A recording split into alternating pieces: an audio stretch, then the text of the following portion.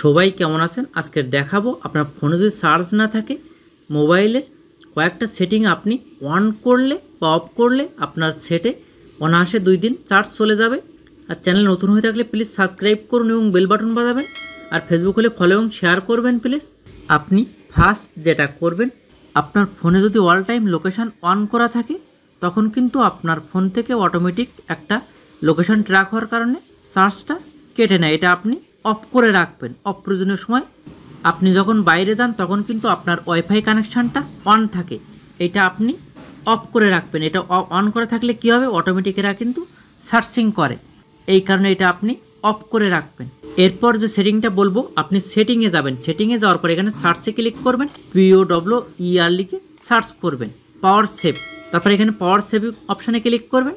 এই পাওয়ার সেভিংটা অন করলে কি হবে, এখানে যে 39% আছে সেই হিসাবে এখানে 8 ঘন্টা চার্জ যাবে। এটা যদি আপনি অন করে রাখেন বা আপনার চার্জ শেষ হওয়ার পথে তখন এই কাজটা আপনি করবেন। এরপর যে কাজটা আপনি করবেন, এখানে ডিসপ্লে অপশানে আসবেন। ডিসপ্লে অপশানে আসার পরে এখানে কিন্তু অনেক অপশান হাই করা থাকে, এগুলো আপনি এখানে অফ করে দেবেন।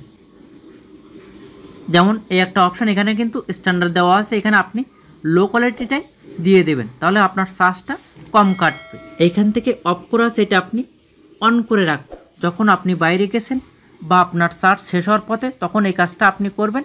এটা ইনস্টল করে আপনি অন করবেন, আপনার ফোনের চার্জটা অনেক সময় থাকবে। প্লিজ ভিডিওটা শেয়ার করবেন এবং সাবস্ক্রাইব করবেন।